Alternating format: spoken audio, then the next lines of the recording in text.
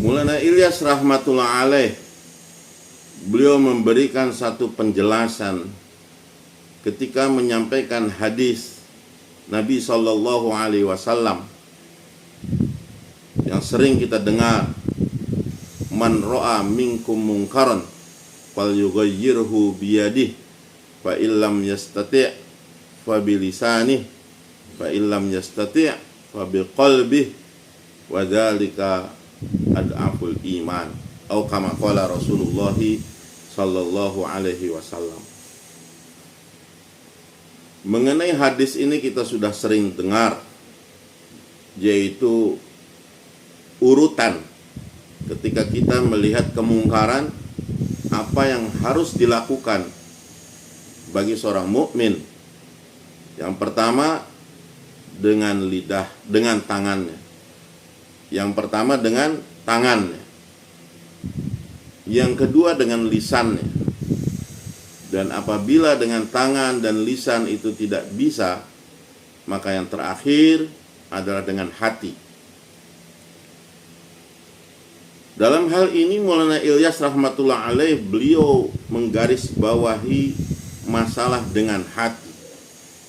Wa biqalbi. Walaupun itu disebut ad'aful iman, sebagai yang paling rendah, paling lemah, paling bawah. Tapi di situ mulai Ilyas katakan, kekuatan orang beriman apabila hatinya selalu gelisah, merasa khawatir, merasa risau dengan kemungkaran yang ada, yang ia lihat, yang ia perhatikan, dengan hilangnya kebaikan-kebaikan, kesolehan di suatu tempat, di suatu wilayah yang ia pandang, di mana ketaatan sudah tiada, yang ada kemungkaran, kemaksiatan, dan ia tidak sanggup secara tangan kekuasaan dan secara lisan dalam menyampaikan, maka dengan kerisauan hati, dengan kegelisahan hati, dengan tangisan, dengan rintihan, maka itu pun adalah satu kekuatan,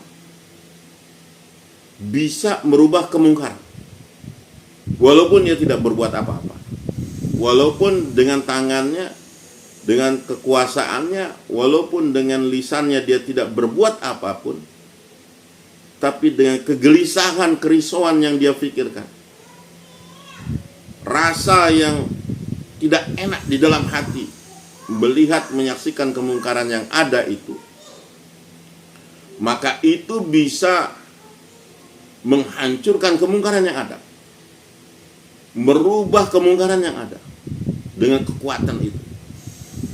Oleh sebab itu Imam Sya'rani rahmatullah alaih, kita sudah sering dengar, seorang imam yang besar, beliau mengatakan, siapa mukmin, orang yang senantiasa gelisah dengan hatinya atas kemungkaran dan mengkhawatirkan kebaikan-kebaikan, kesolehan dan ketaatan yang hilang, lalu ia gelisah, ia khawatir dengan hatinya saja, maka ia sudah mencapai derajat kutubuz zaman, wali kutub,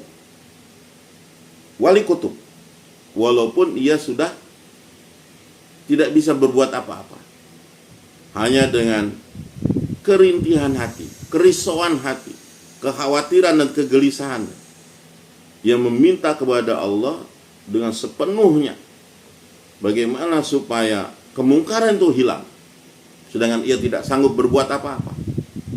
Dia hanya mengadu kepada Allah, merintih kepada Allah, meminta kepada Allah untuk menghapuskan kemungkaran itu.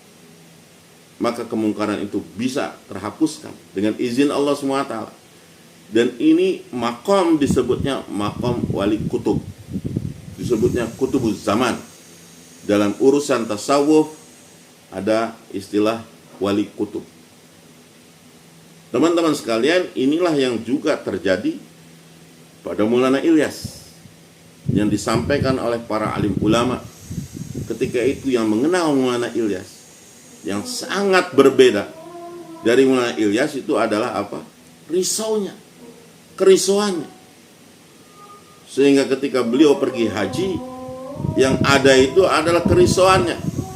Bagaimana ini umat ini demikian kacau, rusak, kemungkaran di mana-mana, bagaimana bisa dirubah? Maka beliau menangis, risau di tanah suci betul-betul. Ya, sehingga Allah SWT memberikan ilham kepadanya untuk bergerak sebagaimana bergeraknya dahulu Rasulullah SAW.